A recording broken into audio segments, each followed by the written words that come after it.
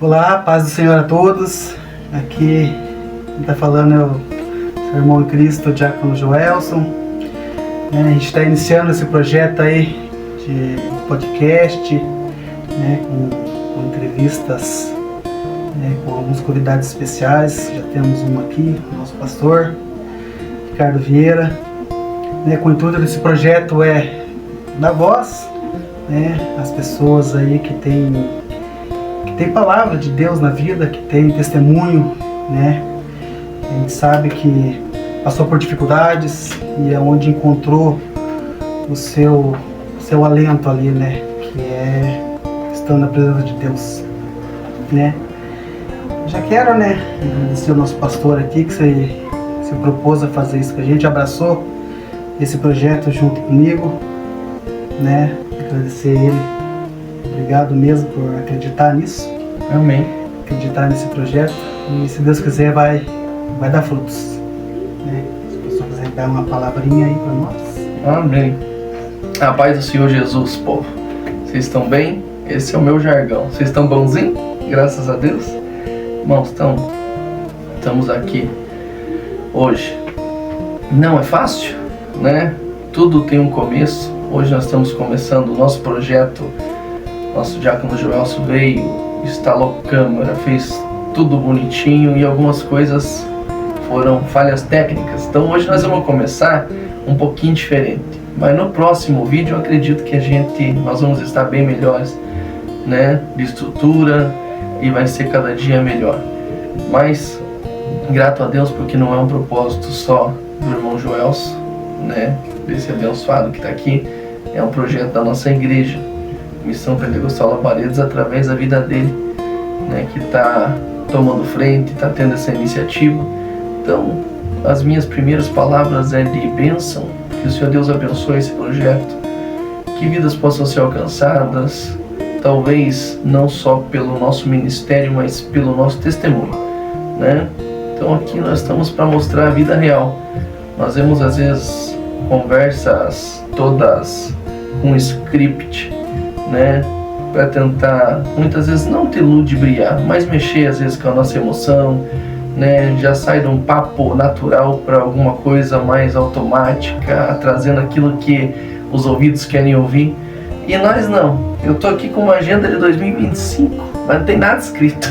Peguei só para bonito, O Diácono Joelson falou que ia vir fazer essa pequena entrevista comigo. Eu falei, venha pra gente ver o que Deus tem pra nós. Mas aqui nós somos o que somos, Nós somos uma igreja abençoada, um ministério abençoado, um povo humilde, Pequeno em algumas coisas, mas muito grande na busca, na humildade, Então, que você possa fazer parte da nossa família, desse podcast que nós ainda estamos escolhendo um nome, mas Deus vai confirmar no nosso coração aí, tá bom? Então que Deus abençoe, gratidão, iniciando um projeto antes de iniciar o ano, Então nós estamos começando em 2025, olha que benção, Então que Deus abençoe. Vamos lá, vamos ver o que esse abençoado preparou para nós, o que Deus vai também nos dar aqui de sabedoria, que não é fácil não. Vai lá, abençoadão. E eu falo, você que vai estar acompanhando a gente nesse vídeo, assistindo, se prepare, que um dia pode ser você que vai estar sentado aqui como o pastor está, contando o teu testemunho, contando uma história de vida, contando para as pessoas aí no mundo afora, e como Deus te resgatou, que é o mais importante, Como eu falei no começo desse vídeo aqui, nosso intuito é dar voz,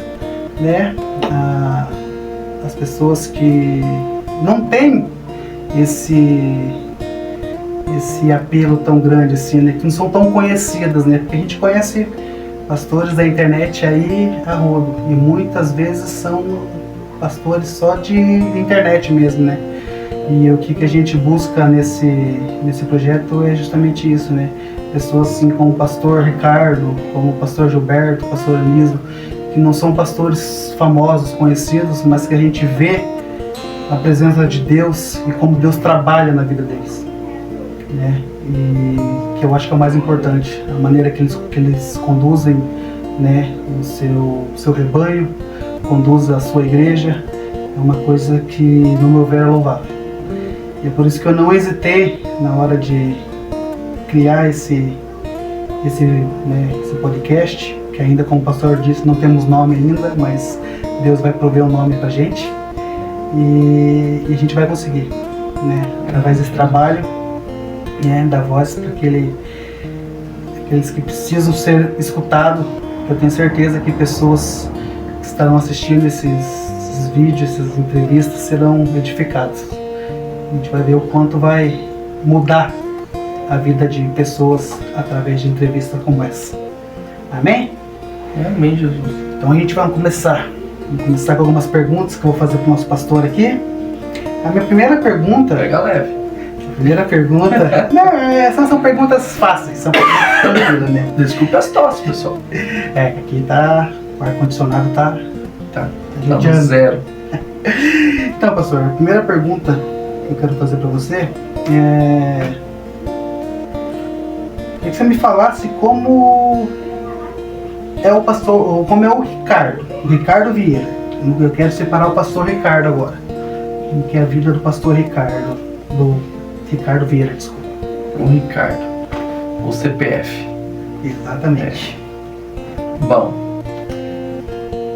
é difícil, povo, mas como eu falei aqui no início, nós estamos aqui para falar a verdade. Então, o Ricardo, como homem, é instável, tem N, instável.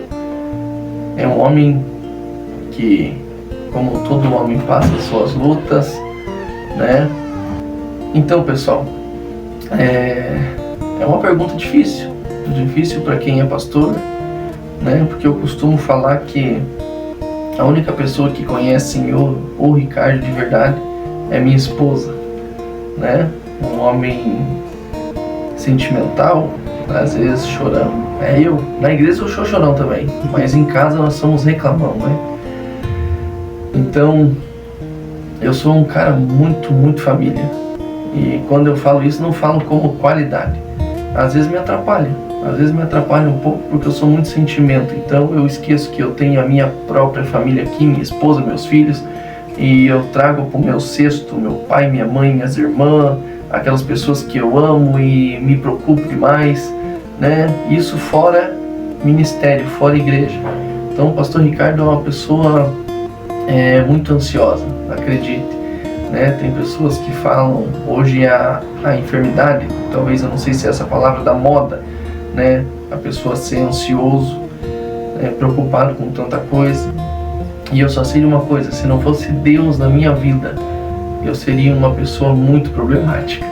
Mas como eu tenho Deus, eu falo com a minha esposa, por mais que eu tenha os meus altos e baixos, eu passo meus momentos de dificuldade, às vezes os meus momentos sozinho, eu comigo mesmo. Não sei se você já passou por isso, né? Mas eu sempre falo que eu escolhi ser feliz. Então eu tenho meus momentos de estabilidade, mas eu sempre espero pela manhã, porque eu sei que seu Deus vai me dar uma nova chance, e é isso que me consola, é isso que me conforta. Então esse Ricardo aqui, por muitas vezes no começo do meu ministério, ele sofreu muito, porque eu não sabia dividir o lado Ricardo do lado pastor, e eu me magoava muito, eu ficava muito entristecido com algumas coisas, porque eu sou aquela pessoa sentida, né?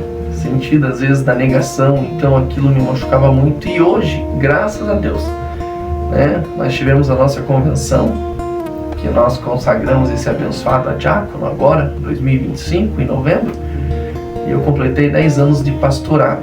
Nós vamos falar isso um pouquinho para frente. Mas hoje o Senhor Deus, ele me lapidou bastante. Tem muito que melhorar. Mas se não fosse a presença de Deus, esse Ricardo aqui ia sofrer muito. Então o que me mantém em pé é buscar pelos frutos do Espírito, né? É uma coisa que eu sempre falo, dos frutos do Espírito, que mais me alegra e me chama atenção é o domínio próprio, e muitas vezes eu não tenho. Então é por isso que eu não saio da presença de Deus. Eu preciso de Deus, né? E tem pessoas que acham que Cristo, né, que o cristianismo, que o Espírito Santo de Deus ele te aprisiona. Na verdade não, ele te abraça. O Espírito Santo de Deus ele me abraçou e ele não me traz como um prisioneiro, não, ele me faz como um homem hoje abençoado. Então ele retém muita coisa mal na minha vida, ele segura, ele é como se fosse o meu temor. Tem coisa que eu sei que eu não posso fazer e eu não faço por temor. Então é gratificante servir a Deus e entender que esse Ricardo todo dia é sacrificado, né? Eu sou um homem natural como todos vocês e peleio. Tem gente que fala que é fácil. Não é fácil, mas é gratificante. E é bom ter Deus no caminho. E eu falo muito, então parte para a próxima. Não, mas quando eu escolhi essa primeira pergunta justamente, né, por isso, porque né, quando a gente tem uma função, né, quando a gente tem pessoas olhando a gente com uma função, no caso, né, você sendo pastor, a maioria das pessoas acham que você é só um pastor, que você não tem uma vida fora do teu ministério, né, da tua igreja, né, e a gente tem que entender que não, né, que, como você disse, um pastor ele é feito de carne e osso, assim como nós somos. Temos nossos altos, nossos baixos, temos nossos problemas financeiros, saúde, né, a gente, né, o pastor, como eu, vivemos um mundo normal como todo mundo vive, né? Só que você tem a questão ministerial. É só essa diferença que você tem da gente antes aqui, da próxima pergunta, eu vou dar um adendo. O irmão Joel estava falando agora sobre a vida na igreja e fora dela. E todos nós somos passíveis de erro. Eu sou passível de erro. Mas há uma grande confusão entre ser passível de erro e não ter caráter. Porque eu não preciso ser pastor para não pecar. Eu não preciso ser pastor para não adulterar, né? Então quando você eu sou passível de erro, o que tem de coisas acontecendo por aí, né? Agora, essa semana a gente viu, não vou dar nomes de igreja, de ministério, de pastor, mas nós vimos um pastor aí, né, tanto conhecido, que caiu em adultério dentro da própria família, com a esposa do filho. E aí é uma coisa assim que isso aí não tem, eu sou fraco, eu sou falho, não, isso é falta de caráter. Isso aí, tanto crente como descrente, como ateu, macumbeiro, feiticeiro, é caráter. Então a gente não pode confundir as coisas, falar, eu sou fraco, eu sou falho. Não. Muitas vezes nós somos, não vou usar palavras torpes aqui, fortes, né? Mas isso aí é mau caratismo. Então, você pode ver o pastor Ricardo, e aqui eu falo com toda a minha certeza, convicção. Você pode me ver estressado uma hora, você pode me ver, talvez, falando uma palavra de baixo calão, pode. Você pode me ver buzinando no trânsito, você pode me ver cantando pneu, você pode. Mas isso é uma coisa que não vai denegrir a minha casa, a minha família, jamais. Então que a gente possa dividir, né? É por isso que eu falo, eu sou muito sentimental, eu sou muito família, né? E isso daí indefere de eu ser pastor, de eu ser cristão. Não, eu respeito muito meu casamento, eu respeito muito a minha casa, meus filhos, todos que estão do meu lado. Eu faço de tudo para tentar agradar, estar junto, porque nós somos um corpo, né? Então eu só dei esse parênteses aí para a gente entender que quando eu falo que nós somos fracos e falhos, nós não somos sem caráter, não. Nós somos homens de Deus e sempre homem de Deus, e não precisamos estar enfurnados dentro de uma igreja para se esconder muitas vezes, né? Nós estamos na igreja para adorar a Deus, não para se esconder de pecado, tá bom? Próximo. Aquilo que você falou, né? A gente é passivo de erro, a gente não pode permanecer no erro, né? Então, continuando com uma segunda perguntinha, que fácil. Como foi o teu chamado ministerial? Meu chamado ministerial? Como foi e quando foi? Rapaz, agora você apertou, pastor. Mas, vamos lá. Eu acredito que o meu chamado nasceu desde o ventre, né? Desde o ventre de mamãe. quando a Labareda, Labareda é o ministério do pastor Gilberto, que é meu pai, né? Ministério de Cristo, irmão, de Deus. Isso daí ele até não gosta, ele mesmo fala, não gosta que põe. Não, é porque a igreja precisa é como uma empresa, tudo que é documentação precisa ter ali um CPF por trás, né? Então nós somos um CNPJ e a igreja está lá registrada no nome do pastor presidente Gilberto Vieira e pastor Ricardo, que sou eu, né, como vice-presidente. Mas a igreja de Cristo não tem dono. Isso daí é mais uma coisa de lei, né? Precisa ter mesmo. Não tem dono, o dono é Cristo. E a igreja fundada em 2025, não vou me recordar quantos anos eu tinha, mas se eu não me engano 11, 12 anos, ou 2023, não me recordo agora. 2003. Isso, viu? 2020 não, 2003.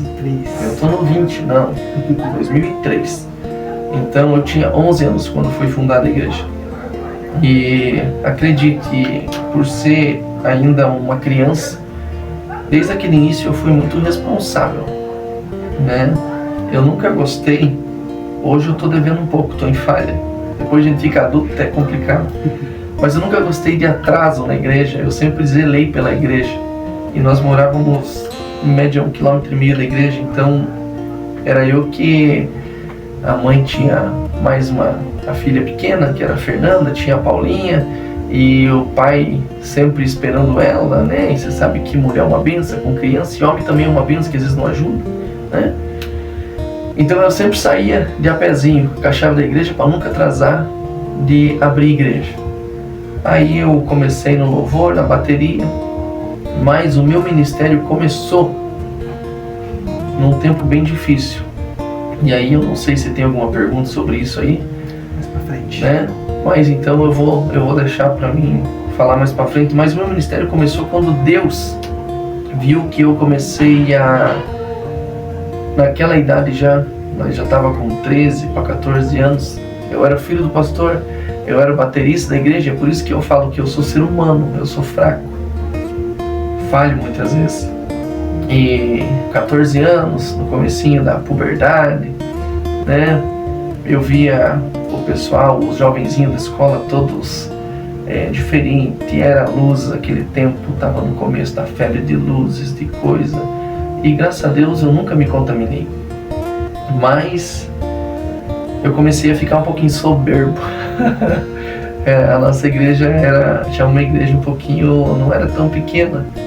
Era uma igreja bem bacana naquele tempo, pra época. E eu comecei a ficar um pouquinho... Que palavra que eu uso? Meus fados. Um pouquinho arrogante, talvez. Talvez seja essa a palavra. E o Senhor Deus me quebrou, né? Que é como eu falo, baterista, estava tocando violão, eu era bem novinho. Então aquilo para uma criança, eu era líder dos jovens. Por isso que a Bíblia fala que... ao diácono, ao obreiro da casa de Deus, ao pastor, ele não seja não teófito, alguma coisa assim. Eu acho que é isso a palavra, eu não vou me recordar porque eu sou fraco, mas é como se fosse não seja um novo convertido. E eu era muito jovem para o cargo de liderança que eu exercia. E aí o Senhor Deus foi me quebrando, né? E nessa época aí começou meu ministério. Mais para frente eu vou explicar por que meu ministério começou aí. Tá bom? Eu falo muito. Esse podcast vai até. Mas é bom que mais pra frente mais pra né? frente eu vou te explicar como que o Senhor Deus me quebrou. Tá bom? Mas o meu ministério começou aí. O Senhor Deus me dando confiança, me dando liderança e vendo que eu não estava pronto. Então o Senhor Deus precisou me quebrar para que eu pudesse iniciar mesmo nesse chamado aí de ser pastor do pastorado. Fale um pouco sobre, né, a sua família e a relação dela com o seu ministério. Amém. Família, minha esposa, meus filhos. Né? Então, eu falo muito, gente. Então eu vou, já falei um pouquinho ali, mas nós não estamos na ordem cronológica aqui. Eu vou pular para frente, muito para frente, e depois a gente retorna, né? Depois a gente retorna, talvez, na próxima pergunta ali, que ele falou que tem umas perguntas bomba ali, né? Mas, só para falar um pouquinho, testificar para vocês, eu conheci minha esposa eu não vou dar data aqui porque ela tá ali me escutando e ela vai me bater, né? Ela é um amor de pessoa, então eu não vou dar data. Mas eu conheci ela católica, super católica, e não é pra mim não é um defeito, é só pra te explicar. E eu sabia que ela era católica e eu escolhi ela sendo católica. É o que eu falei, irmão. Pessoas boas tem dentro e fora da igreja. Claro que nós preferimos encontrar pessoas dentro da igreja, abençoadas, mas é o que eu falo, o caráter não vai dizer. A pessoa, o ministério, a igreja não vai dizer o teu caráter. E eu vi minha esposa como uma mulher de caráter ímpar, né? Uma menina na época com 17 anos, maravilhosa. Então ela é católica, dava também catequese, e eu já era como fala, um pregadorzinho, mas eu estava fora da igreja, né? Sempre cristão, sempre evangélico. Certa vez eu estava num ônibus com ela e a gente começou a falar sobre casamento. E eu falei pra ela, ó, meu amor, tudo que eu quero é casar, né? E ela falou pra mim, eu também quero casar, mas eu posso ser tudo na vida, menos evangélica, menos crente, porque vocês são muito barulhentos, a igreja evangélica é diferente, é muito glória, muito aleluia, né? Muita coisa. E eu falei pra ela, tudo bem, eu posso ser tudo menos católico, mas eu posso ser teu marido, né? E você pode ser minha esposa. Então isso daí, irmãos, é uma coisa que eu falo assim, se você tem um objetivo na vida, algo na vida, lute por ela. Eu lutei, foi uma luta. Nas próximas vezes nós vamos falar sobre minha luta para conseguir casar com essa mulher, né? Mas hoje eu vou deixar light para vocês. Então, quem me resgatou foi minha esposa. Mesmo ela sabendo que eu era evangélico e ela católica, para casar, eu casei na igreja católica, na igreja de Santa Gema Galgânia, lá na Barreirinha. Eu costumo até brincar com meus irmãos, eu casei chorando, olhando para a imagem de Cristo lá. Chorando, irmão, era lágrima e ranho escorrendo, né? Então foi o dia mais feliz da minha vida. E quando nós fomos morar no Cajuru, tinha uma igreja lá, Visão Missionária, ela via a necessidade que nós tínhamos de Deus. A minha família externa, meu pai, minha mãe, minhas irmãs estavam perdidos, né, no mundo, e ela falou pra mim, vamos na igreja? Eu falei, você quer ir na igreja?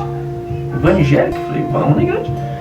E eu fui, comecei lá a participar dos cultos, estava tendo uma campanha, a minha família na arca, né, a minha família na arca de Deus, e eu coloquei toda a minha família, e ali ela fez a campanha comigo.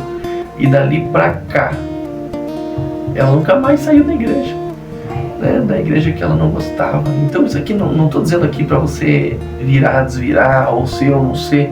Eu tô contando um pouquinho aqui que quem me estruturou, é por isso que eu falo, às vezes o Senhor Deus, ele justifica no fim, né? Muitos iam dizer, não case com ela é católica.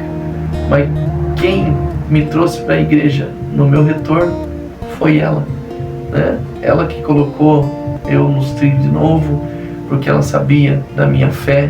Então isso que eu falo, às vezes nós temos que ceder para que Deus abençoe. Ela cedeu e ela me carregou para a igreja. E nisso eu comecei a resgatar meu pai, minha mãe, minha família. E aí é um ponto que a gente fala mais para tarde.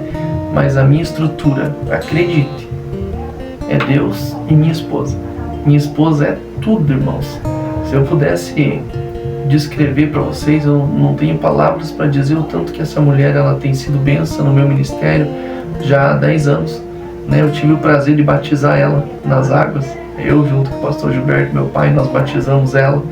E meus filhos, eu tenho meu pequeno de 10 anos, e até foi um embate esses tempos atrás com alguns pastores do nosso ministério, hoje já não fazem mais parte, mas houve ali uma discordância, porque eu trouxe o meu menino de 10 anos, o Daniel, para pregar, trazer uma mensagem. E aí eu vou, talvez, você vai dizer que você está entrando em contradição, porque eu disse que o novo convertido, né, ele não pode exercer cargo, função na igreja. Mas Eu quero que você entenda uma coisa. A palavra do Senhor fala: instrui o menino ao caminho que deve andar, para que depois que cresça não se desvie dele. Então a minha pregação foi com 11 anos, a do meu filho foi com 9, né? E foi uma das melhores pregações que eu já vi na minha vida, porque ele falou aquilo que Deus colocou no coraçãozinho dele, né? E eu entendo uma coisa, eu sei que ele não está pronto para pregar hoje no congresso, ele não está pronto para trazer uma mensagem de libertação, mas eu precisava iniciar ele. E ele tem sede, ele pede para mim: pai, eu posso pregar na quarta-feira geralmente tem pouquinha gente na igreja, às vezes eu até converso com os irmãos, falo: irmão, Mandado, vamos ouvir o Danielzinho pregar, porque ele prega de verdade, né? Então, houve ali um desentendimento, até porque eu coloquei uma criança para pregar na igreja, mas hoje em dia eu vejo criança de 11, 12 anos ajudando o pai no celular, porque ele tem mais inteligência cibernética, como que fala? Inteligência tecnológica do que o pai que é adulto, né? Hoje as crianças, eles têm uma facilidade de aprendizado tremenda. Por que eu não posso dar a mesma oportunidade que ele tem no mundo de fazer tanta coisa dentro da igreja, né? Então eu entendo que tem momentos que ele pode e que ele não pode, mas hoje a minha família é a minha estrutura, né? O Vitinho diz que o sonho dele, o Vitinho tem 7, completou 7 agora, o sonho dele é ser pastor, e eu falo: ô dó, né? Mas eu preciso de alguém que continue, né, o meu legado. Eu preciso que o Senhor Deus abençoe e proporcione pastores para o futuro. Então eu estou fazendo de tudo para iniciar as minhas crianças, os meus pequenos, no propósito. E eu sei que eles têm chamado, né? Eu sei que eles têm chamado. O inimigo vem, o inimigo luta desde a infância, desde, né, da nossa juventude. Mas dentro da minha casa, irmão, eu falo que eu acho que se não fosse a minha esposa, eu não estaria aqui não. Deus acima de tudo, né? Deus acima de tudo. Mas um lar estruturado, ele vence a falta de dinheiro. O lar estruturado, ele vence a enfermidade. O lar estruturado, ele vence às vezes a falta de espiritualidade, porque às vezes nós estamos abatidos, enfraquecidos, e se nós não tivermos uma estrutura dentro do lar, a gente cai, a gente chuta o pau da barraca, a gente desanima, a depressão vem, a tristeza vem. Então quando você estrutura o teu lar, é o que te fortalece, é Deus e a família, né? E a família sempre abaixo de Deus, em primeiro lugar na tua vida, né? E é assim que a gente aprende, assim que a gente prossegue. Falei demais, volto pra você. Eu queria estar me batendo nisso, né? Que acho que pro homem a base dele é a esposa, né? Também, né? A esposa do pastor Adriele é a base, eu tenho a minha, que é a Mayara, que acho que quando eu estava lá fora no mundo, foi a pessoa que mais orou por mim, né? Porque ela, né, no comecinho que eu estava ouvindo a labareda ali, não era ainda convertido, né? Sempre chegava nos dias, ao final do culto, que o pastor fazia o apelo, e eu nada, ela chegava em casa: poxa, o pastor fez o apelo, mas a tua hora vai chegar, você vai chegar. E eu falava: calma, Deus, eu estou trabalhando, calma, tem tudo dentro dele. Mas ela nunca perdeu a esperança, ela sempre orando, falando: um dia a gente vai servir, eu e minha família. E quando isso aconteceu, ela falou em tom assim alto, né? Agora sim, eu, minha esposa e a minha família servíamos a Cristo, né? Isso para mim foi, né, o momento mais especial desse momento de conversão meu, porque eu vi o quanto ela estava orando e o quanto ela estava lutando, porque quando alguém começa a orar por outra pessoa ali, ela tem uma batalha tremenda espiritual, né, pastor? Então para ver o quanto ela estava, né, se esforçando mesmo, né, lutando com as diversidades, tanto, né, trabalho, né, saúde, tudo, mas o porquê que ela estava orando, querendo que a família dela seguisse, né, a Cristo como ela, né? E hoje estamos aqui, né, fazendo essa entrevista com o nosso pastor, com a graça de Deus. E bora para outra pergunta, né? Uma perguntinha mais light. Pastor, em qual momento da sua vida você sentiu o maior crescimento espiritual? Essa é light. Essa é light. De boas.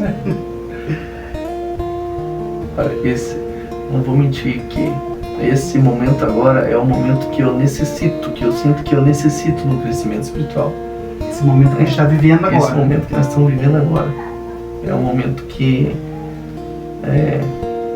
aqui eu sei que nós estamos conversando com você, mas com o diácono, né, com os nossos obreiros, a gente sempre conversa que a igreja, ela estagnou.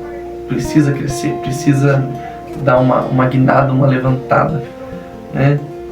Mas eu particularmente, o momento que eu senti que eu tive um crescimento espiritual e também um amadurecimento como pastor, foi o momento que eu comecei a me sentir sozinho.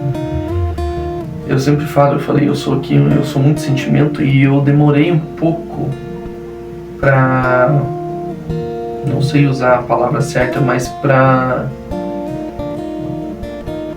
perder o cordão umbilical, que fala, o desmamar, não queria usar essa palavra, mas pra você entender, do meu pai, que é o pastor Gilberto Vieira.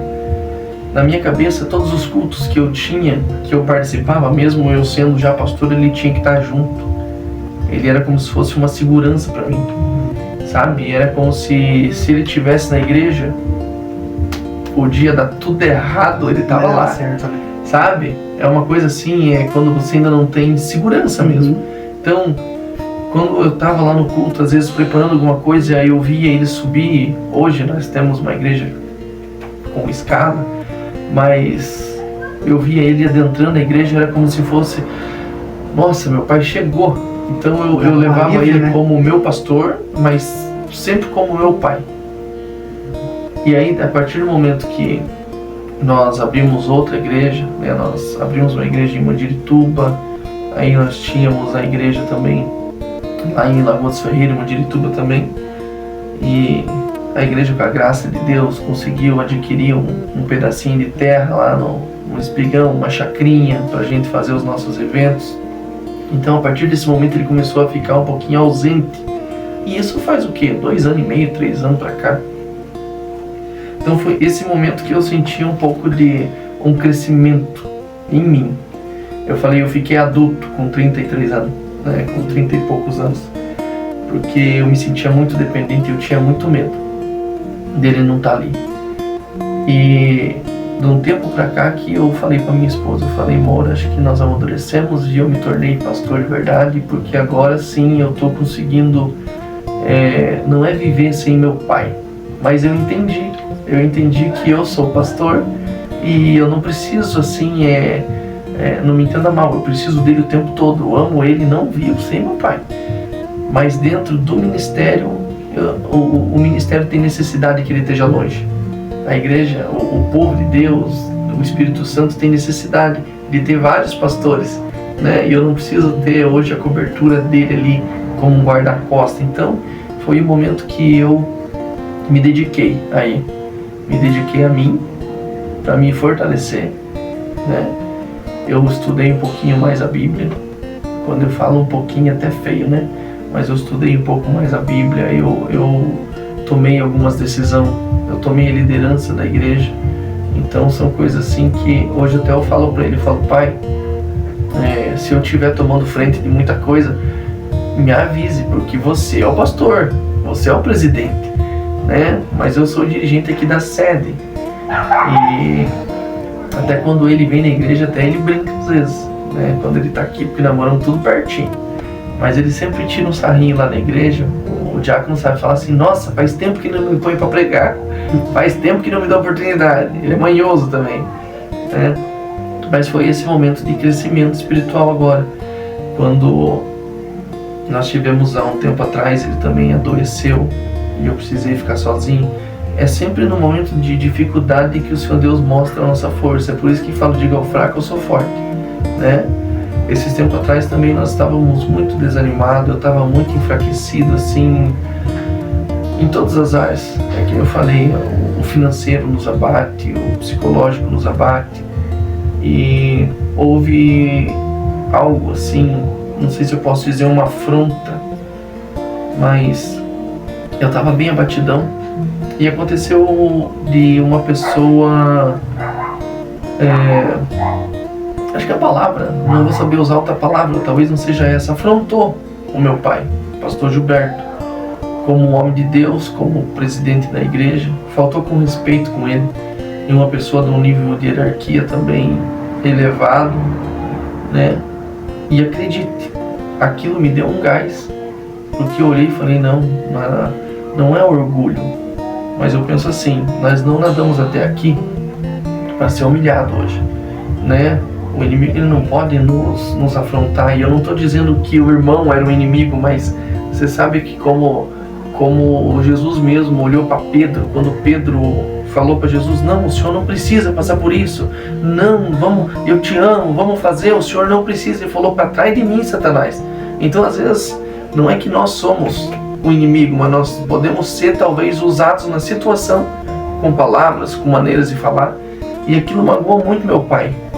E magoou meu pai, magoou o ministério, né? Porque ele é o presidente da igreja, o anjo da igreja, e me magoou.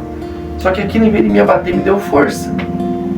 Porque aí eu olhei e falei, não, eu preciso estar de pé para fortalecer ele, né? Então, acredito que sempre quando nós pensamos que o outro está fraco, em vez de nós desanimar, a gente tem que buscar força para ajudar ele, né? Então, é os momentos que o Senhor Deus me fortalece. E esse ano de 2025 me ensinou muita coisa. É mais um ano que eu vou levar para o coração, mais um ano de aprendizado.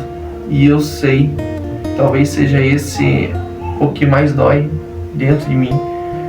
Eu sei que eu podia ter sido bem melhor, que eu podia ter feito muito mais coisa, mas é como eu falei, assim como eu estou amadurecendo como pastor, eu estou amadurecendo também na minha vida financeira. A nossa igreja não é uma igreja de posse, nós não somos assalariados de maneira nenhuma, de forma alguma, nenhum dos nossos membros, nenhum dos nossos obreiros. Então eu sou um pastor que eu tenho um pequeno comércio, eu trabalho e às vezes eu canso, e eu não falo eu canso o físico, não, eu canso o psicológico, né? Então eu falo para Deus, Deus me abençoa financeiramente para mim ter mais tempo para a igreja, e essa até hoje é minha briga. Eu preciso ter mais tempo para Deus, mais tempo para a igreja, mas eu também tenho uma casa, eu tenho uma esposa, eu tenho filhos, e eu não posso. A Bíblia fala assim, eu nunca vi um justo mendigar o pão e nem sua descendência passar fome, né? E para que isso aconteça, olha o tamanho dos braços do gordo aqui, né? Para que isso aconteça eu tenho que trabalhar. Eu aprendi assim, eu nunca vou viver da fé, eu vivo pela fé, né? Em Cristo Jesus. Mas o povo confunde viver da fé com viver da igreja, né? Viver, eu não sou contra não. Quem pode, se a nossa igreja um dia tiver condição, eu vou ter o maior prazer de ser assalariado. Confesso para você, se eu puder fazer como pastor, mas falar, Senhor Deus, eu vou trabalhar para a tua igreja. Eu não vou dormir até meio-dia, eu vou trabalhar. Eu vou levantar cedo, eu vou para a igreja, eu vou evangelizar, eu vou pregar, eu vou fazer isso, eu vou fazer aquilo. Aí sim, né? Mas por enquanto, é isso aí. Deu pra entender? Falei, né? Você não viu eu pregando, povo. Não deixei de falar alto, eu queria Faustão.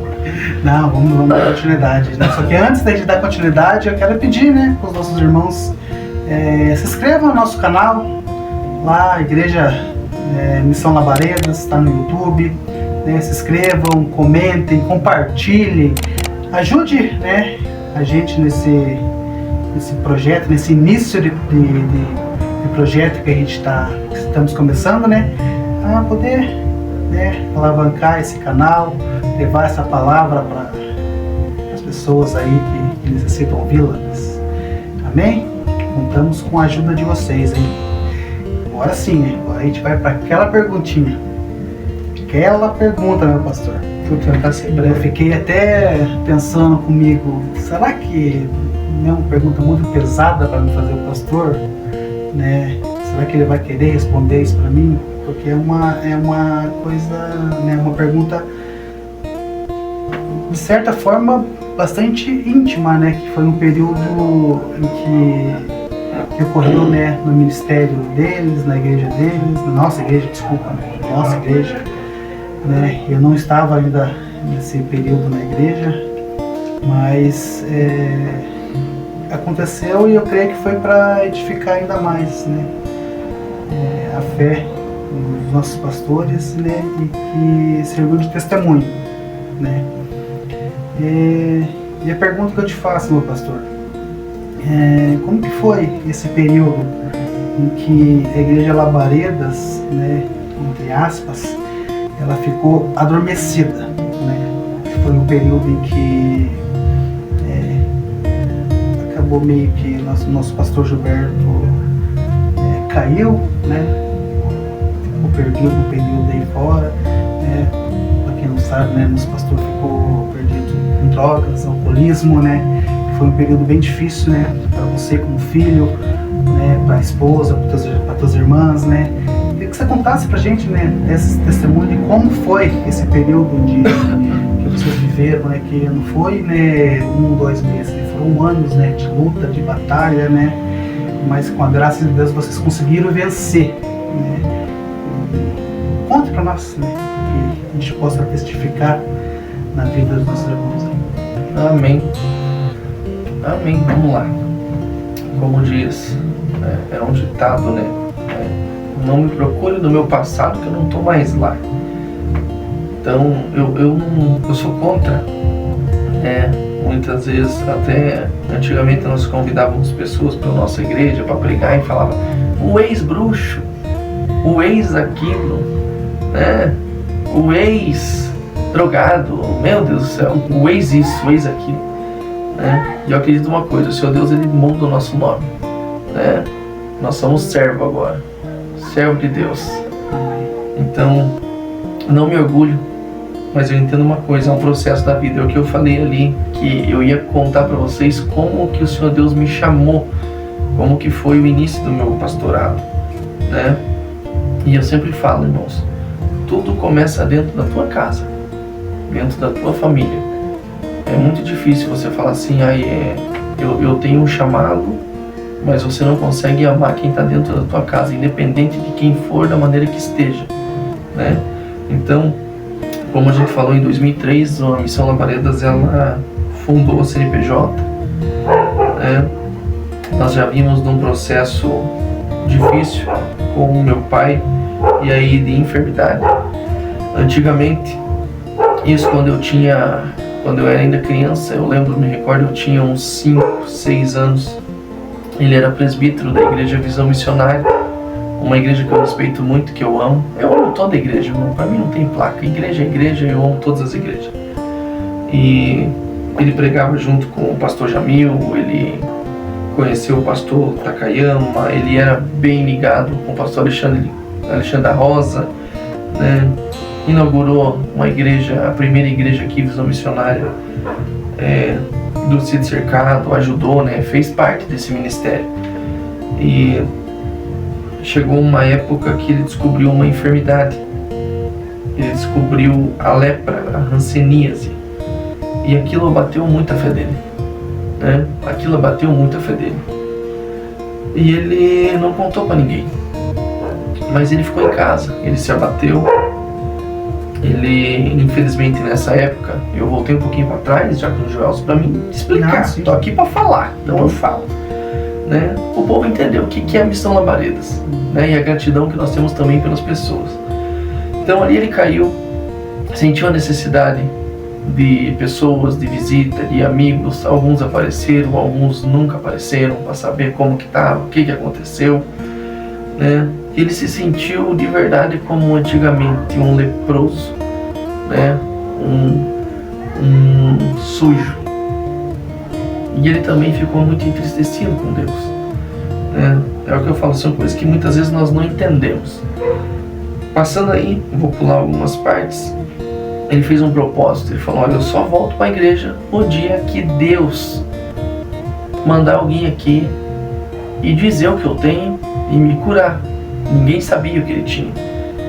E através, se eu não me engano, da nossa irmã Arlete, lá do Xaxim, né, que é muito ligada à missionária Zuleide do nosso ministério, a diaconisa evangelista Claudete, né, todo esse povo lá do Xaxim, através da irmã Claudete, um dia chegou uma senhora lá chamada Neide.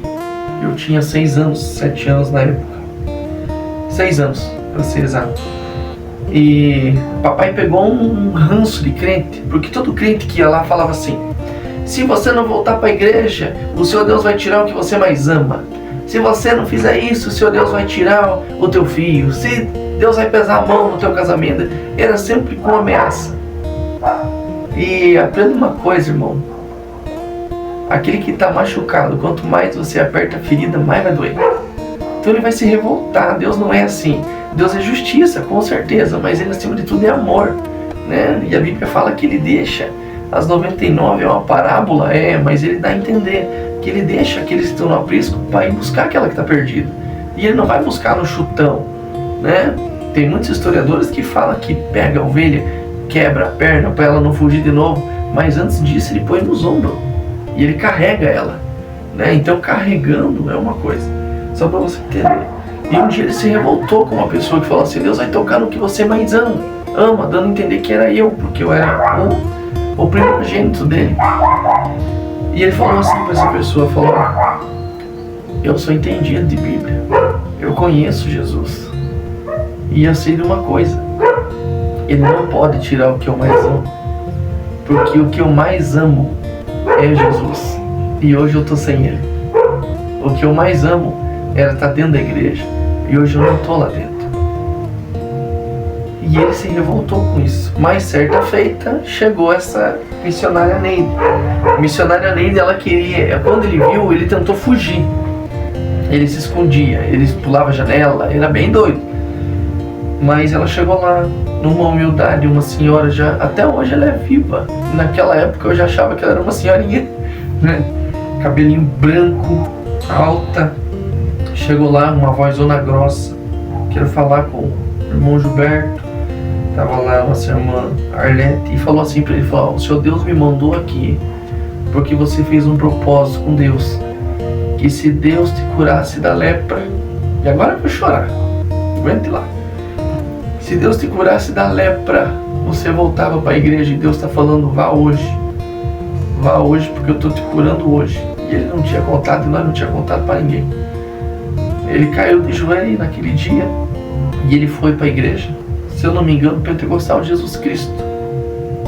Ele entrou na igreja e lá uma revelação. Para quem não acredita em revelação, eu também fui muito cético, não acredito em tudo não, mas eu acredito em homem de Deus.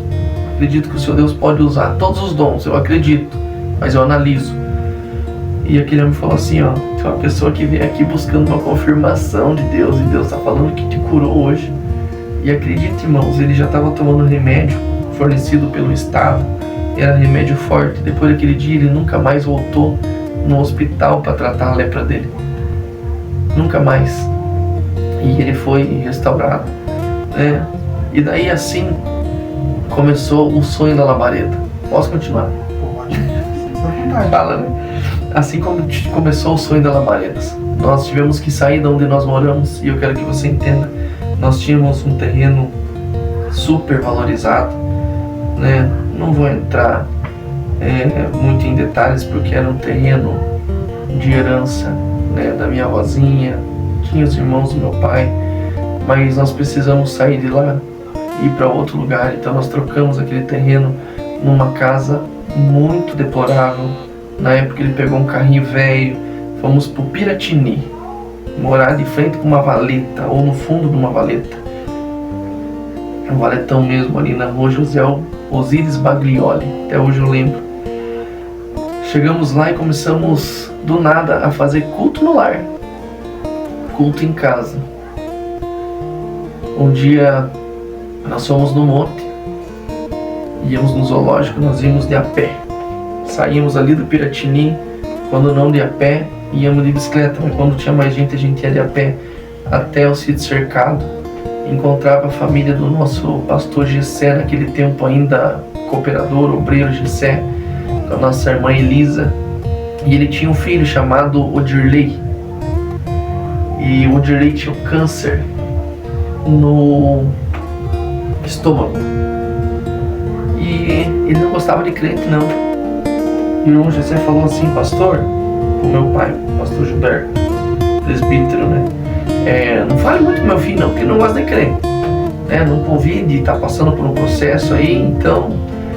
Mas o pai fez uma intimidade. Meu pai é muito brincalhão, gente. Pra quem conhecer ele, assim, você não diz que ele é o presidente de uma igreja, fala, ó, tome tento, viste uma roupa adequada. Ele é humildade em pessoa, até demais. Parece um pedreiro dentro da igreja.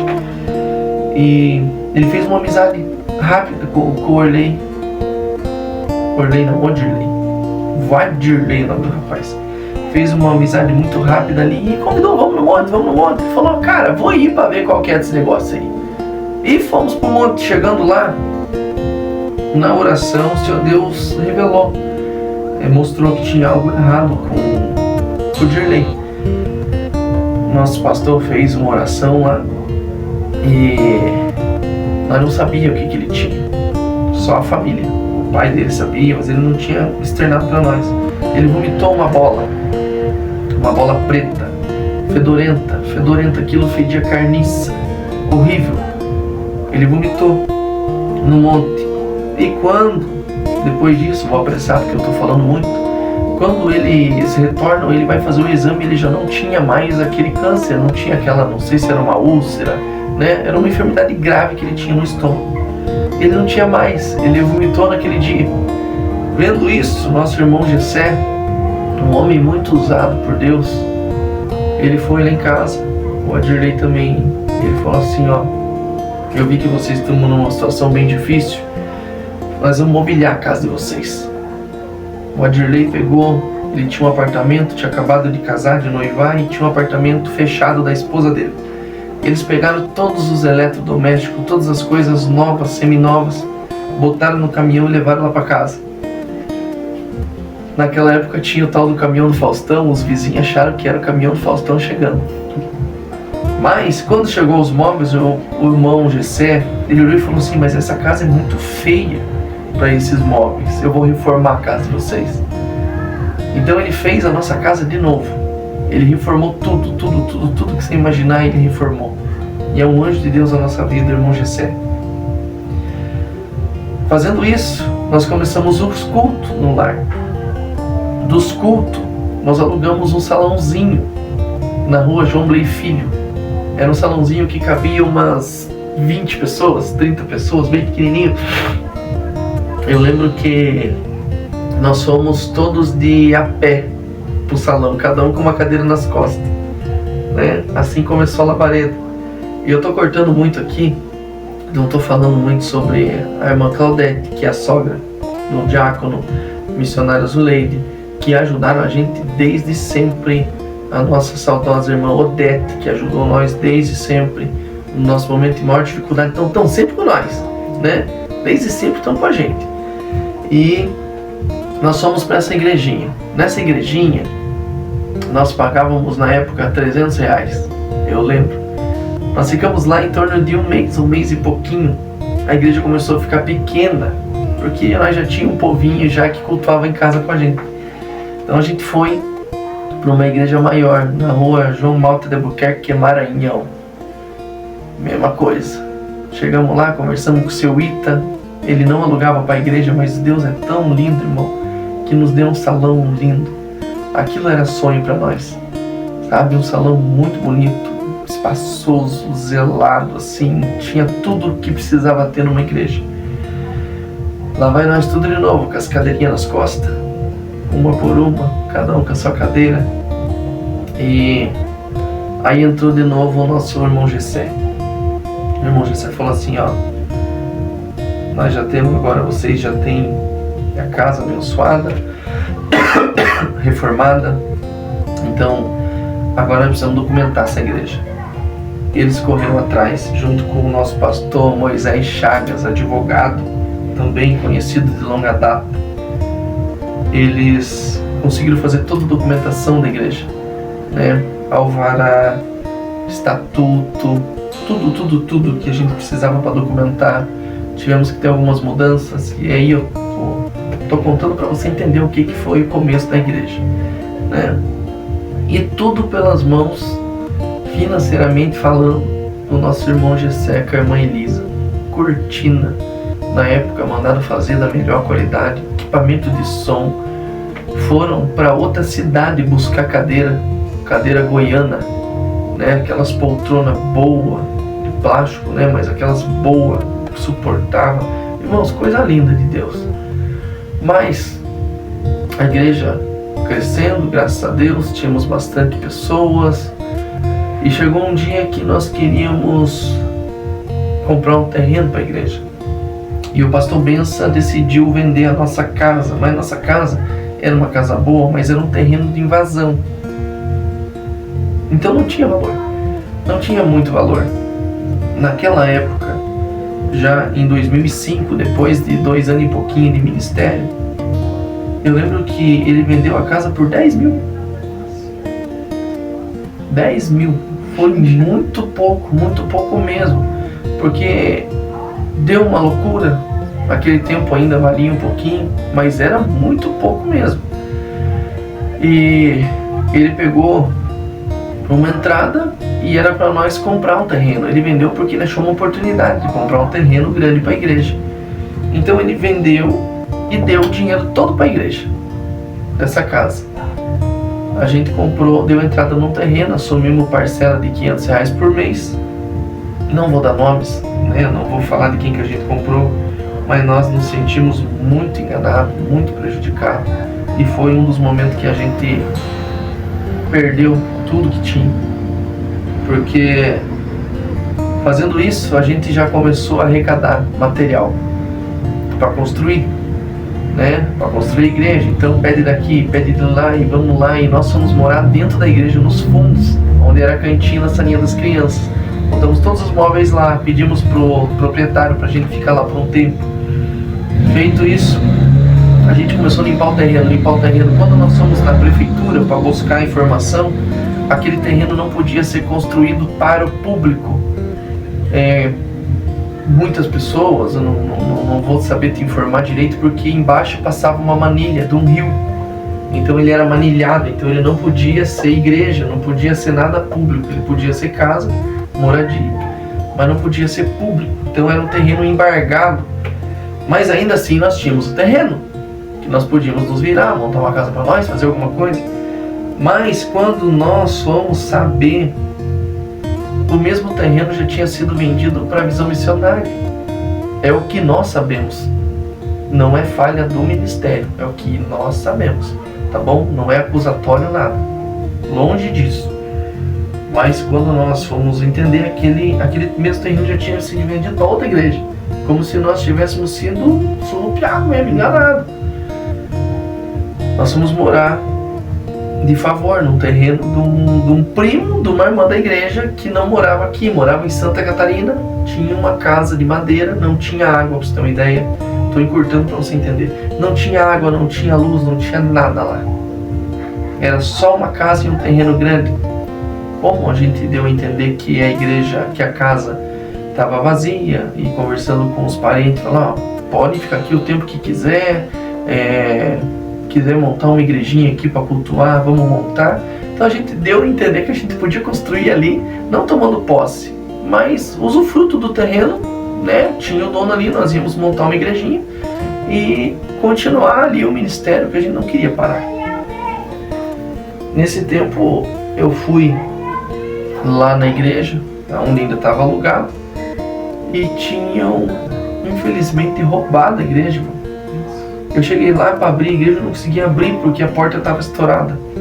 Quando eu entrei lá, tinham roubado todos os instrumentos, tinham roubado notebook, tinham roubado tudo de maior valor, assim, sabe que instrumento é caro, né? Caixa de som nossa tinham roubado. E uma coisa que me marcou muito, que a gente sempre foi humilde, povo, sempre foi humilde, sofrido, sempre teve a igreja, o ministério, mas sempre fomos sofridinhos. Eu nunca tive um tênis de marca, né? E eu até brinco. Até hoje eu acho que a mãe deve pro seu Pires calçados, lá da Vila São Pedro. Tinha calçados Pires lá. Ela comprou um SB Shoes pra mim. E como nós tinha ido morar na igreja um tempo, esse SB Shoes estava lá. E até meu SB Shoes eles roubaram, né? Aquele tênisinho que era azul, branco e azul em volta, assim, USB Shows. E pra mim aquilo lá era uma, né, nunca tive, teve marca o primeiro, roubaram. Minha preocupação era USB Shows. Mas com tudo isso acontecendo, meu pai ficou muito entristecido, desanimado de novo. E nós entregamos o salão lá, por falta também de dinheiro para pagar o aluguel. Entregamos o salão, né, já estávamos endividados, sem casa para morar, morando de favor. E certo dia meu pai foi trabalhar.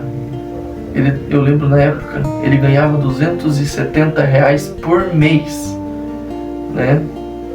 Ou 470, me perdoe, R$470 por mês. Ele ganhava trabalhando na família Xavier de motorista, né? E certo dia ele estava trabalhando, chegou um pessoal lá e a gente não sabia, eram os donos da casa que a gente estava morando. A gente não invadiu, o povo, não invadiu. Nós estávamos lá debaixo da tutela de um parente, do parente, né? E chegou um rapaz lá já muito nervoso e despejou nós, colocando nós para fora de casa. Cortou tudo. A gente já tinha pedido uma luz, né? Cortaram os fios de luz, tiraram tudo que a gente tinha, arrebentaram o portão e falaram: vocês têm até hoje para sair daqui, até amanhã no caso, para ir embora. E já tinha igrejas em meia altura, né? Então a gente não fala que a gente estava certo. E é o que eu falei, nunca invadimos, não foi intenção nenhuma, longe disso. A gente sabia que tinha bronca, mas foi cedido para nós. E quando o pai chegou, nossas coisas já estavam tudo para fora. Nós já estava começando a tirar as coisas já, sem luz, sem nada. E a única coisa que ele tinha era eu lembro até hoje, um Escort guia, 84, 87, se eu não me engano. E ele pegou aquele carro e foi para a favela, lá do Tatuquara, um lugarzinho chamado Campo Belo. E lá ele voltou sem o Escort, mas voltou com um terreninho no meio da favela, de uma invasão, irmandade do céu. Acho que foi o pior momento da nossa vida. O pior momento da nossa vida, assim, história triste demais. Tô falando demais, né? Mas é pra contar, né? Perguntou como que foi, é isso. É um testemunho para edificar a nossa vida. E tenho certeza que vai tocar pessoas aí através desse testemunho. Amém. Então, quando tudo isso aconteceu, nós já tinha passado a morar na casa da nossa irmã também, saudosa irmã Irene, que já faleceu. Então, para nós foi muito difícil, né? E quando isso aconteceu, a gente conseguiu uma Kombi também do meu tio Dinei, carroceria, velha, para fazer a mudança. Nossa mudança foi tudo dentro de uma Kombinha carroceria. E aí que eu me envergonho. Não é alegria para mim. Mas eu quero que você me entenda. Por isso que eu falei lá no começo que o Senhor Deus ele estava me forjando. Foi aí que começou meu ministério. O Senhor Deus permitiu muita coisa ruim acontecer, porque Ele precisava mostrar para mim. Porque hoje eu sei de onde eu saí, de onde Deus tirou e para onde eu não quero voltar. Antigamente, quando eu tinha lá meus 14 anos, eu era o filho do papai, eu era o filho do pastor. E eu achava que o meu pastor era meu herói. O pai sempre foi tudo para mim. Eu achava que ele nunca ia sair da igreja. Eu achava que a igreja nunca ia acabar. Eu achava que nunca ia dar errado. Então eu tinha como se fosse um Deus na garganta, rapaz. Minha vida era tranquilamente boa, razoavelmente boa, faceiro. E o Senhor Deus permitiu, porque Ele não queria salvar só o pastor Gilberto, Ele queria preparar o Ricardo. E aí que fala, Ele queria preparar o Ricardo para o pastorado. Então quando a gente foi fazer a mudança, eu não sei se vocês conhecem um vinho de pobre chamado Fontana. Já ouviu falar no Fontana? É. Quando a gente foi fazer a mudança, meu pai, no caminho, ele já parou numa distribuidorinha, um botequim, e comprou um vinho de Fontana. E aquilo foi talvez o pior momento da minha vida, Joss. Porque aquele cara era tudo pra mim. Sabe? Ele era meu herói, ele era meu pastor, ele era o que pregava melhor, ele era o que tinha discernimento, ele tinha o bom conselho, ele ajudava todo mundo. Mas ele foi tomando aquele Fontana já como se ele estivesse falando para Deus: ó, você não me quis, o Senhor não me ajudou, o Senhor não olhou por mim. E eu entendo a revolta dele, mas eu entendo também o plano de Deus. É por isso que eu falo, tem coisa que vai acontecer na nossa vida que você não vai entender agora, sabe? E eu fiquei muito triste com aquilo, cara. Foi assim, eu olhei com uma vontade, com uma raiva, com um ódio assim naquela situação. E eu ainda era muito jovem, tinha 14 a 15 anos. E ele foi bebendo dali pra lá, ele não parou de beber. Aí teve um dia que eu tava em casa, a nossa casa era de madeirite no meio da favela, era uma peça, um cômodo só, de madeirite, feita com doação. Meu vozinho foi ajudou a fazer o quadro, coberto de telha, um peso desgramado, aquilo batia o vento, aquilo lá mexia. E um dia eu fui olhar naquela casa, limpar o terreno, eu achei uma carteira de cigarro embaixo do soalho. Foi mais uma tristeza para mim, porque eu não imaginava meu pai fumando. Aí eu fiz como se eu fosse pai dele. Eu esperei ele chegar. Eu peguei a carteira de cigarro e eu falei: cara, isso aqui é teu, eu não acredito que isso aqui é teu. E ele falou: é meu. Eu comecei a fumar. Olha o que o Satanás faz, irmão, pra você entender. Eu comecei a fumar as bitucas de cigarro da minha patroa, de se rebeliar contra Deus, de ter um momento assim de revolta mesmo, de querer mostrar pra Deus que ele tava brabo, que, sabe, brigando com Deus. E daí pra frente, irmão, só derrota, sabe? E eu sempre falo, por isso que eu falo que a casa estruturada é tudo. De tudo isso que aconteceu até hoje, a vergonha maior que eu tenho foi ver minha mãe beber. Porque a gente tem na mãe, pra você, mulherada, pra você, isso aqui não é machismo, mas é que a gente sempre tem a mãe e a mulher que vai interceder, a mulher que vai dobrar o joelho na madrugada. Se não fosse por vocês, mulherada, não tinha nós. Se a gente entrar numa igreja hoje, 80%, se não 90%, é mulher, não tem homem na igreja. Desde a mocidade até a sua velhice é a mulher que ora pelo marido, é a mulher. Então o peso, o fardo da mulher é muito grande, a gente sabe disso. Mas quando eu vi minha mãe bebendo e fumando, eu pensei: agora não tem volta. Agora acabou, agora a família é destruída, dali pra frente, né? Meu pai caiu nas drogas, totalmente destruído. Aí você sabe que a pessoa nas drogas não para em serviço. Ela não tem firmeza, ela não tem...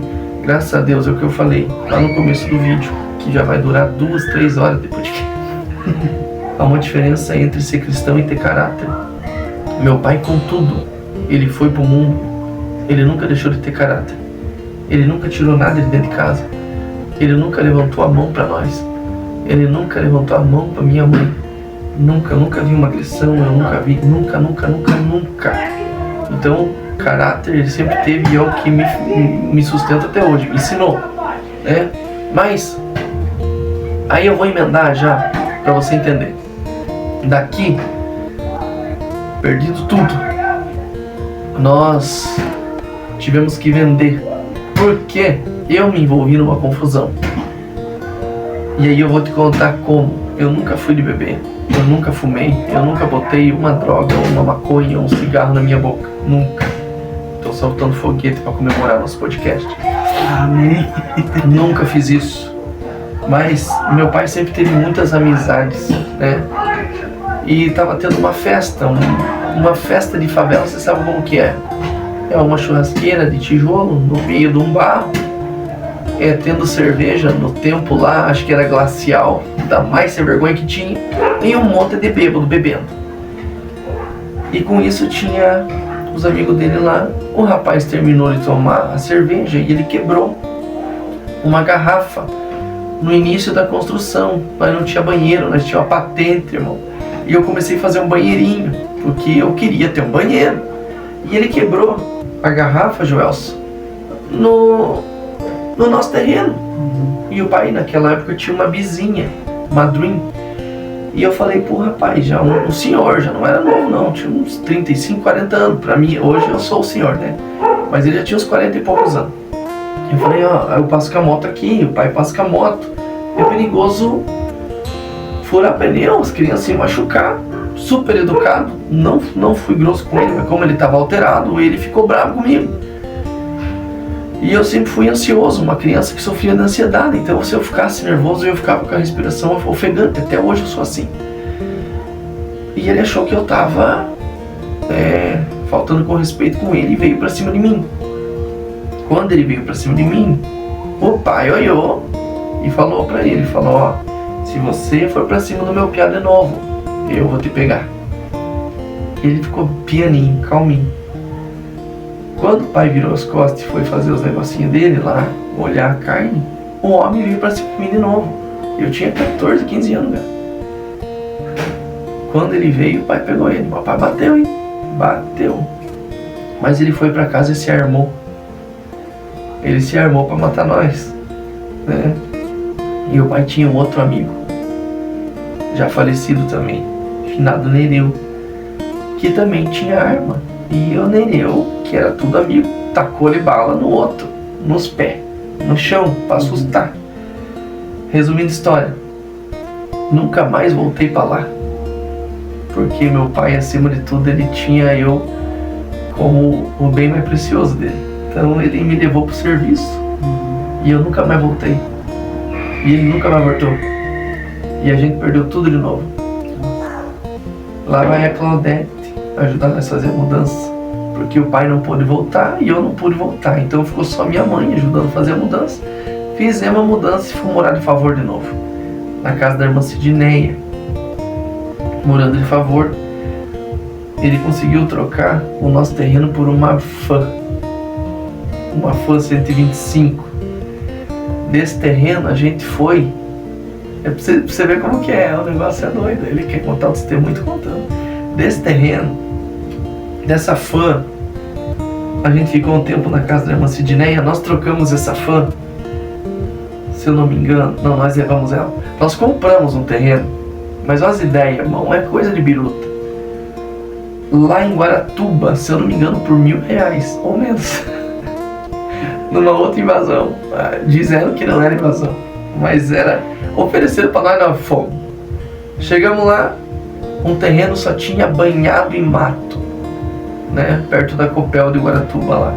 E ficamos morando na casa do irmão Francisco, que tinha uma casa de L com o terreno. Então o terreno era aqui e a casa dele fazia o L de fundo.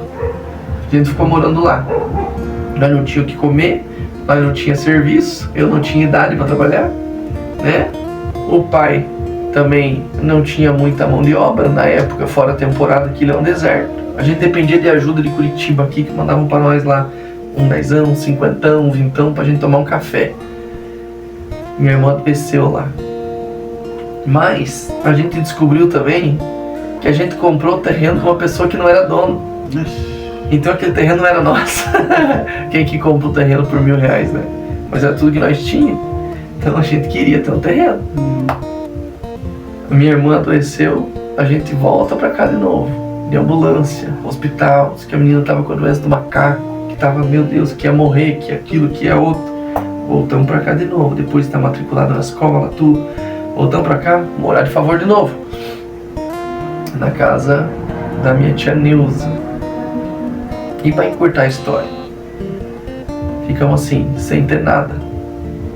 Essa moto nós trocamos num carro, trocamos num Tempra e demos uma volta com a ajuda dos parentes. A gente deu uma volta nesse Tempra e desse Tempra nós achamos um rolo.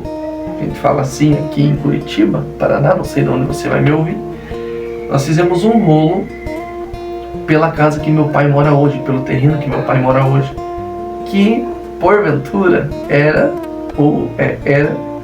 do seu Darcy, que hoje veio a ser meu sogro, né? Então eu falo, irmãos, tudo que Deus faz é perfeito.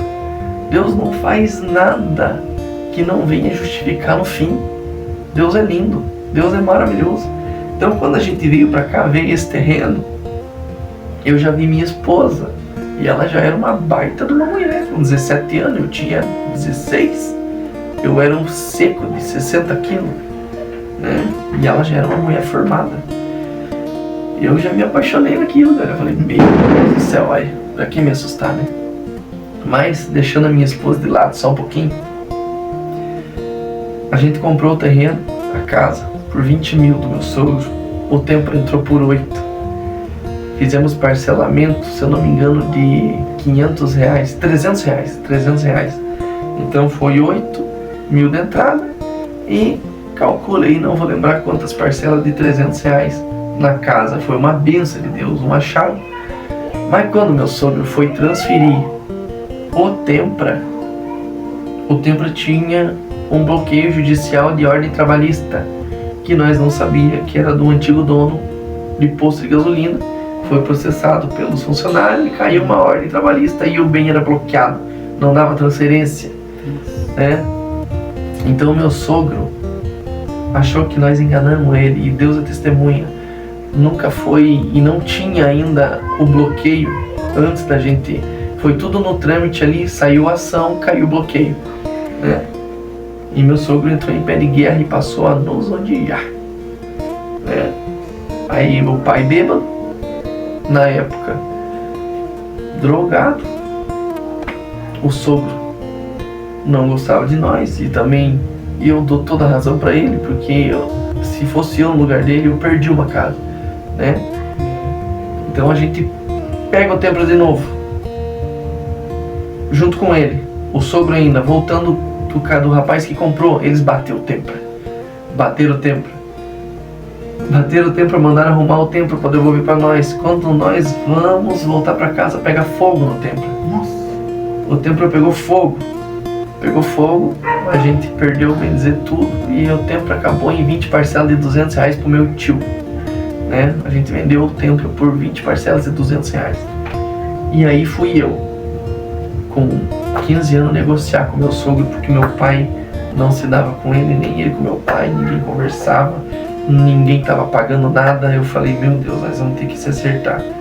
Então conversei com o sogro, na época, né, seu Darcy, conversei com ele, de 300 reais a gente passou por uma parcela de 500.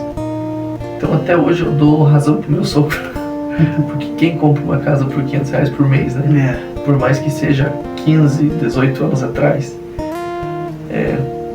compramos a casa, né? Mas não fizemos as pazes. E aí, depois de muito tempo, eu vi meu pai sofrendo, minha mãe sofrendo, droga, bebida, amizades, e a igreja não tinha perspectiva de voltar, não tinha perspectiva.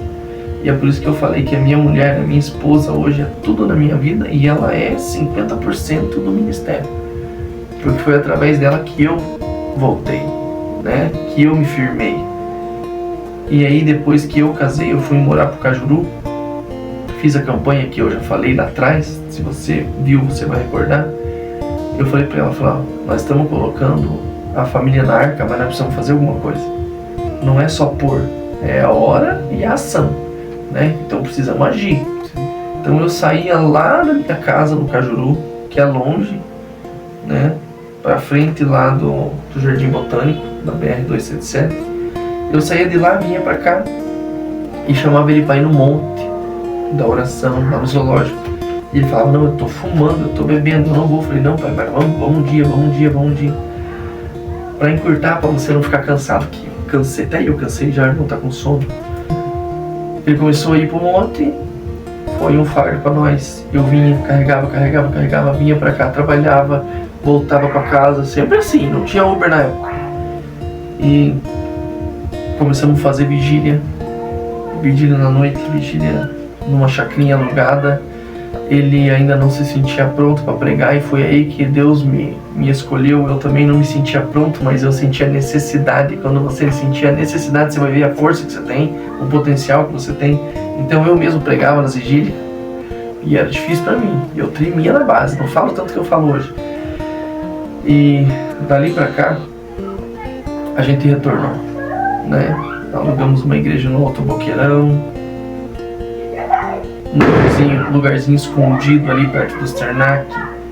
Dali a gente saiu, fomos pro Piratini de novo, voltamos pra origem, do Piratini, fomos ali pra cima, perto da Vila São Pedro, um ótimo no salão, tiraram nós de novo, né? Porque foi vendido o salão. Então não é que a gente gosta de mudar de lugar, não, é porque enquanto nós não temos uma sede própria, nós não somos dono, né? Venceu o contrato, se a pessoa pedir, a gente tem que sair. E saindo dali, a gente foi para baixo de novo, Piratini, uma igreja menor, aonde esse abençoado aqui aceitou Jesus. Foi lá que a gente fez o apelo, né? Sempre quando ele estava lá, eu falava, vou lançar a rede. E eu olhava no zóio dele, irmão, né? Eu olhava, intimidava ele. E ele aceitou Jesus, hoje batizado, já faz 2 anos, né? 2 anos. Graças a Deus. Então, sempre perseverando. A vida não é fácil. Outro dia eu esmiuço muito mais. Já contei quase tudo, mas eu posso esmiuçar muito mais esse testemunho. E hoje, com a graça de Deus, nós já estamos aqui, faz o que, 3 anos? 3 anos. Eu acho que 3 anos já aqui no Umbará, onde a nossa igreja sede. O improvável. Eu não queria, ninguém queria. Mas é onde a nossa igreja mais deu fruto. Por mais que hoje temos poucas pessoas ainda, a igreja não é grande, nós temos uma igreja de 115 metros quadrados, né? Graças a Deus, tem 2 banheiros, olha que benção. Tem uma salinha para as crianças, tudo pequeno, tudo pequenininho, mas nos comporta, né? Conforta todos nós. Então, 3 anos que nós estamos ali, passamos por altos e baixos, e é por isso que eu falei que hoje o Senhor Deus precisou me quebrar, fazendo eu passar por todas essas situações. Não foi para humilhar meu pai. Eu falo pro pai, falei, pai, na verdade, cara, você, na tua fraqueza e no pecado, naquilo que te consumiu, ainda assim você foi um instrumento de Deus. Deus precisava que meu pai passasse por isso para me formar, porque eu tinha que entender que a vida não é reta. A vida não é só bonança, cara. A vida não é só alegria, não. A vida é tristeza também. Vai ter o dia que você vai estar alegrando, vai ter o dia que você quer se esconder. Então, hoje eu olho e eu penso assim, desistir não é opção. Desistir não é mais. Eu luto com todas as minhas forças para o meu pai não voltar de onde saiu, para eu também não cair. E cada vez, às vezes, que eu penso em desistir, eu penso no valor, e para quem é pastor vai entender. Às vezes por causa de uma alma, uma pessoa, a gente não desiste, porque a gente tem um medo de Deus. É verdade. Eu olho assim, eu falo, meu Deus do céu, você é uma delas, você, a tua família, e eu oro a Deus todo dia para que vocês não desistam de nós, né? Porque vocês são um presente na nossa vida. Os irmãos aqui do Calixto, a Claudete, missionária Zuleide, minhas tias, todos são um presente de Deus na nossa vida. Então, como eu falei demais, se você quiser, tiver curiosidade, vem na igreja aqui, você vai ver esse homem falar. Depois ele corta metade do que eu falei e edita pra vocês. Esse testemunho vai ir na íntegra pra vocês, pra vocês entenderem. Porque até eu, né, eu conheço um pouco da história tudo de vocês, mas eu não conhecia um todo, né? E eu fiquei realmente admirado por tudo que vocês passaram, né? E do quanto vocês se tornaram mais fortes, né, no âmbito um todo, assim, né? Porque se fosse qualquer outro, estaria nesse mundão aí fora aí sem perspectiva nenhuma. Vocês, ao contrário, vocês mostraram pra gente que a vida, né, que a vida com Cristo, ela é esperança. Esperança. A gente tem que entender que Cristo é a esperança. Mesmo a gente estando lá no fundo do poço, que foi a situação que vocês se encontraram, né, no período ali, vocês olharam para cima e viram que Cristo de braço aberto. Ele veio e resgatou, né, começando, né, com a Adriele, que era uma católica, buscou um evangélico que veio e foi fazendo aquele efeito formiguinha, né, pegando um de cada vez ali. E graças a Deus a gente está aí com a nossa igreja e o nosso ministério reestruturado novamente. Amém? Graças a Deus. Agora eu vou fazer a última pergunta. Uma última pergunta, né? Que está aqui. O que nós podemos esperar para 2026 em Labaredas? O que nós podemos esperar? O que você acha que Deus vai preparar pra gente aí pra esse ano que tá a chegar, né? Isso num âmbito em geral, desde a parte espiritual, né? Parte ministerial, em pessoas, né? O que você acha que Deus tem preparado pra gente aí pra esse ano que tá por vir? Mudança, né? Mas eu digo não mudança assim de igreja, mudança de atitude. Eu acho que nós, desde o início do ano já, é deixar um pouquinho de projetar, só projetar, agir, né? Porque eu notei que da minha parte, eu até falo com eles, né? O Diácono Felipe também eu falo, às vezes fiz um grupinho só nosso ali, e eu falo, piazada, me lembre daquilo que eu falei, não como promessa, como projeto. Me lembre daquilo que eu falei porque eu falo e eu esqueço. Então, muita coisa que eu falei esse ano, se tivesse executado, seria benção. Porque a ideia foi boa. Sim. O momento era bom. Mas a gente deixou de executar. É como isso daqui. É como o podcast, né? Essa conversa aqui. Nós poderíamos ter postergado, procrastinado, que fala, né? Sim. Nós poderíamos até hoje, como eu falei, hoje eu tive um dia muito difícil. Para mim foi um dia fisicamente, espiritualmente, assim, atribulado. É um momento que eu tô passando, no meu particular, difícil. E até falei com a minha esposa, falei, meu Deus do céu, podia deixar para outro dia. E ela falou assim, manda mensagem pro irmão Joelson, então fala que você não tá bem, fala. Mas eu fiquei pensando, falei, não, eu não posso procrastinar e também não posso atrasar o ministério dele, né? Então tem coisa assim que nós vamos ter que nos sacrificar, porque nós queremos tudo no nosso momento, tudo no nosso jeito, na nossa hora, e esquecemos que o Espírito Santo de Deus também precisa, né? Então acho que a igreja ela vai ter que, hoje, que nem a gente programou, vai ter as 24 horas de oração. Na minha cabeça nós já baixamos para 6, nós fizemos 12, nós fizemos 6. Aí os irmãos falam, não, vamos fazer 24, pastor. É cansativo? É cansativo. Mas se todos der as mãos, dá para fazer. 24 horas por mês. E aí vão dizer assim, pastor, mas não tem necessidade, é sacrifício de tolo. Ora em casa, ora na igreja meia hora. Mas é uma coisa chamada propósito, né? E isso aqui é um propósito que nós fizemos. É como se fosse nós entregando a Deus ali um sacrifício, né? A palavra do Senhor fala, não sabeis vós que sois sacerdócio santo para entregar sacrifício vivo. E o nosso momento ali de intercessão, de oração, de certa feita, é um sacrifício a Deus. Então, nós temos os nossos projetos. Eu quero ter projeto com as crianças, né? Nós não temos uma igreja, como eu falei, grande. A estrutura nossa é pequena ainda. Se pudéssemos montar um espaço kids, uma igreja kids, seria o maior prazer da minha vida. Mas nós estamos junto com a irmã Sully, que é uma benção.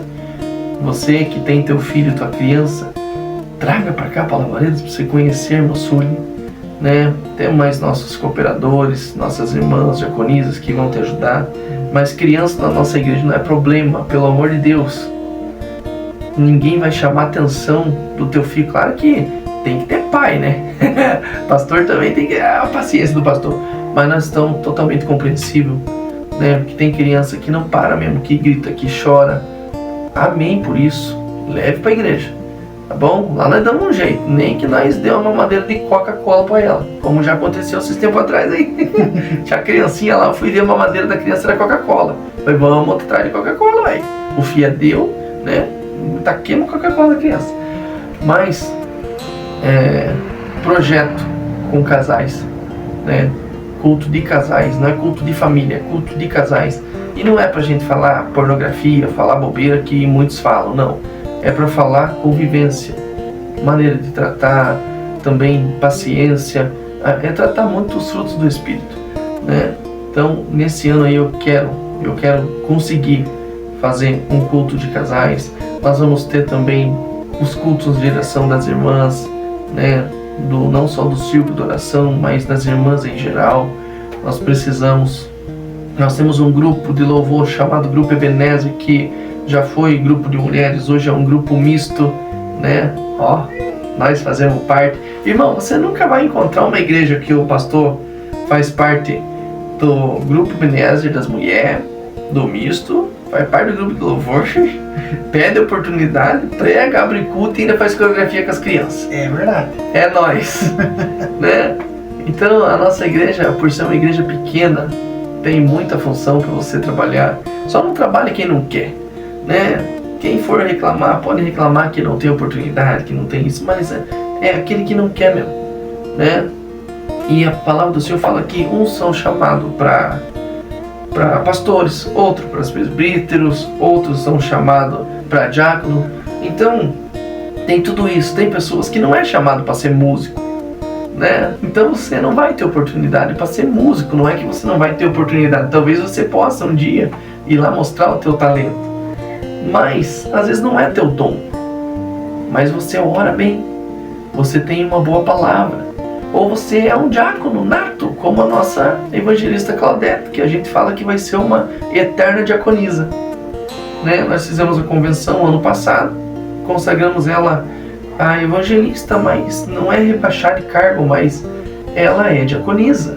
Ela tem esse chamado. E ela se sente como uma diaconisa. É o chamado dela. Né? Então, com todo o amor e carinho e respeito, ela tem a consagração em nível de hierarquia, mas ela vai ser eterna diaconisa, né? Porque ela está ali para servir, né?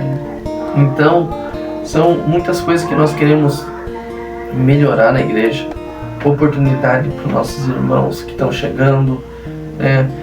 Para você que não conhece a Igreja Evangélica Missão Pentecostal Labaredas, é uma igreja ainda tradicional, ainda e que perdura, né? Nós temos uso e costume na igreja, as irmãs, cabelo comprido, é o nosso jeitinho, né? Tem os adenos, né? As irmãs, como, vou usar de novo a minha irmã Claudete, com todo amor, mas ela fala, pastor, meu cabelo é um pouquinho diferente, né? Porque ela tem o cabelo afro, né? Então eu não tenho como eu deixar comprido, porque ó, cresce para cima, né? Ou pros lados. Então, irmãos, é tudo uma perspectiva, né? Nós temos que entender também, a Bíblia fala assim, não coloque cruz tão pesada no teu irmão, talvez, né, tão grande, a qual você mesmo não consiga carregar. Então, se ela não se sentir bem, né, se ela não se amar, não é vaidade. Tem a vaidade e tem o cuidado. Você se cuidar não é proibido, né? É o que eu falo, a mulher nasceu para ser bonita, e a mulher é bonita, a minha é linda, né? E eu nunca privei ela de se cuidar, só que ela tem postura e caráter, né? Ela sabe o que é certo e o que não é, e ela é, irmão, vou parar de gravar aqui, porque, mas a melhor mulher do mundo para estar do lado do pastor é a minha, graças a Deus. Mas então, muitos projetos pela frente, né? É o que eu falei, eu não me recordo muito, mas se o diácono Joelson tiver algum projeto que a gente conversou aí para externar para nós também, lembra nós aí, lembra aí que a gente vai, mas é muito plano, acima de tudo oração, e campanha agora já começa dia 4, né? Dia 4, nós vamos ter a campanha 12 dias de semeadura para 12 meses de colheita. 4 inicia domingo e sexta-feira, e vai ser bênção de Deus, tá bom? Então, não sei mais o que eu vou falar, que eu falo demais. Vou voltar para ele e depois eu vou dar um adendo só, voltando naquilo que eu falei do nosso testemunho, bem rapidinho. Não, eu queria só tocar mais um tópico aqui que o pastor deixou para mim aqui, sobre a questão de servir, né? A gente tem que entender na igreja que a gente está lá para servir, não para ser visto. São duas coisas diferentes. Maravilha, né? Então, né, como o pastor falou, as portas da igreja estão abertas para quem quiser, né, sentir, tocar no coração, querer, né, se unir ao nosso ministério, trabalhar no nosso ministério, mas, como eu falei, para servir a Deus, não para ser visto por pessoas, para, né, achar que vai estar lá, vai estar fazendo para que o seu ego aumente, que você faz melhor do que aquele outro irmão. Não. A gente tem o intuito de servir a Deus, de servir, não de ser visto. Era só esse adendo que eu queria externar para vocês aí. Agora a gente vai fazer nossas considerações finais, né? Queria que o pastor, né, olhasse para aquele irmão que está assistindo ali agora, né? E que Deus tocar no teu coração para você falar agora para eles, Amém. né? Que possa, né, dar um alento, né, para o coração daquele irmão que está precisando nesse momento. Amém. Antes só de eu já tomando, né, à frente das considerações finais, mas eu quero só retornar bem rapidinho, porque também vai falar com alguém de tudo isso que nós passamos na nossa vida. E eu vi meu pai drogado, eu vi meu pai alcoolizado, eu fui buscar em Biqueira, mesmo sem carteira, sem idade, eu pegava um carro velho, ia buscar ele, me ligavam de madrugada. Meu primeiro dia de serviço com 16 anos, eu cheguei atrasado na Frigosul, que era serviço de hotelaria, parece frigobar, né? Frigorífico, mas é frigobar. Eu cheguei atrasado porque ele foi espancado na rua. Eu encontrei ele no Hospital Trabalhador, na madrugada. E o que eu quero falar com isso? Mesmo vendo tudo isso, Deus é testemunha. Eu nunca faltei respeito com meu pai. Então, para você que é filho, que às vezes você olha pro erro, pro defeito da tua família e fala assim: não, eu sou assim por causa do fulano, eu sou assim por causa do ciclano. Não, você é assim porque você quis ser assim. Claro que tem pessoas abusadas, eu entendo, isso aí é outra parte, né? Tem pessoas que são muitas vezes agredidas, né? Traumatizadas, mas eu digo em nível assim de alcoolismo, de droga, de coisa. Meu pai, por muitas vezes, irmão, me cansava. Eu já desejei a morte do meu pai. Eu desejei, eu falei: Deus, leva ele, pelo amor de Deus, porque eu não aguento mais passar vergonha, eu não aguento mais. Por mais que ele nunca agrediu minha mãe, mas ele brigava o dia inteiro em palavras, e palavras dói mais, muitas vezes, do que um tapa na cara. Então era o dia inteiro briga, tristeza, desavença, contenda, porque onde está ali o inimigo está ali, é isso que faz. E nunca faltei com respeito com ele, e sempre respeitei e ajudei, e até hoje ajudo. Então talvez sirva para você entender aí, a palavra do Senhor fala que honra teu pai e tua mãe, que se prolongue os dias na face da terra. E com toda a minha gordura e as minhas comorbidades, eu vou viver bastante, porque eu honro meu pai, eu honro minha mãe com todas as minhas forças, tá bom? Então talvez esse aí seja o maior ponto de um homem de verdade, né?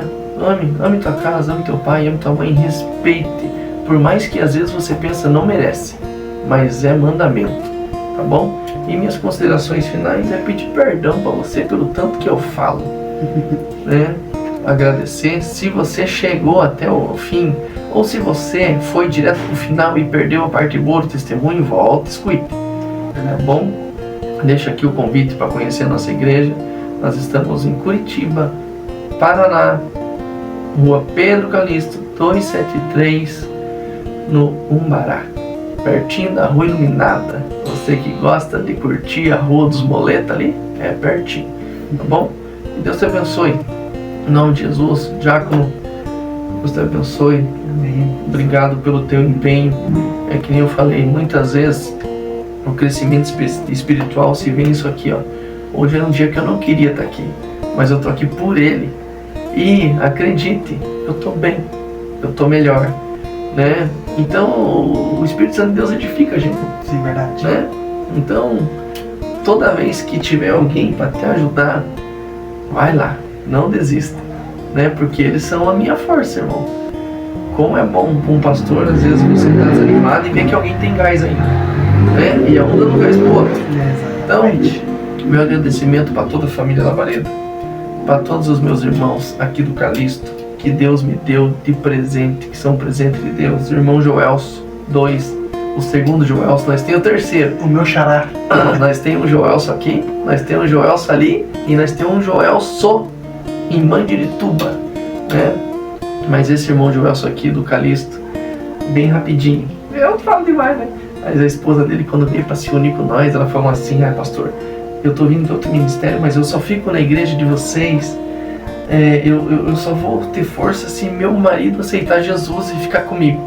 E ele não ia na igreja com ela. E eu falei pra ela assim, irmã Suri, eu vou ganhar teu marido, chame ele aqui pra igreja, eu vou ganhar teu marido. Irmão, eu nunca vi uma coisa absurda que Deus fez. Que no primeiro culto que ele foi, no primeiro culto que eles foram, ela nem tinha se unido com nós ainda, ela levou ele, e eu fiz o apelo e ele foi chorando pra frente.